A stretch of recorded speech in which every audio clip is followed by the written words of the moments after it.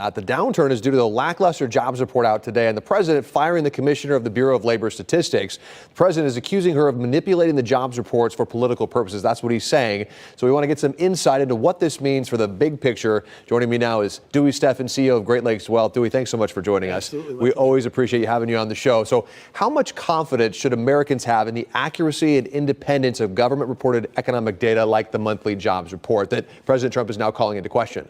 Well, in general, you have to have the confidence. It's still America. It's still the way Congress and, all the branches of government work. So we don't know what happened today in detail yet. It's hot off the presses, as they say, but details to follow. So the president is accusing the commissioner of skewing the numbers for political reasons. What's your opinion about economics institutions like the BLS being criticized openly by the president? Is that a good idea, bad idea?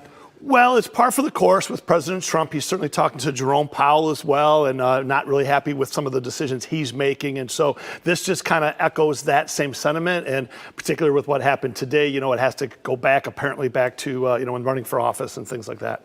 We've seen significant downturns in the jobs report before. We're talking about 250,000 jobs across 2 months. So how concerned should we be? Is this a typical revision, or does this raise a little bit more red flags? So down 250,000 in about 2 months.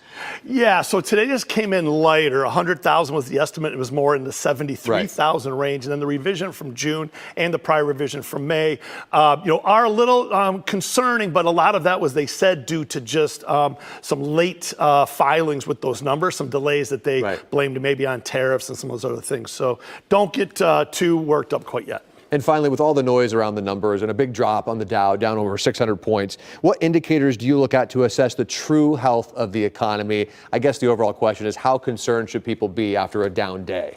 Yeah, don't be concerned yet. The numbers after today are actually back to where they were on June 30th. So the S&P is still up 6% on the year. Yeah. However, again, we may just be getting started with what would be a summer slowdown and or a pullback of the market. So please be patient and pay attention to your own portfolio. And as the big investors always say, right, when you get a downturn, that's a garage sale. Go out and buy, right? Absolutely, but let's not start buying yet. Just be patient and see what happens. All right. Dewey Steffen, appreciate it. Enjoy the rest of your weekend. Thank you for sidestepping your weekend to come on our show. We appreciate it, as always. Absolutely, my pleasure. Thank you. All right.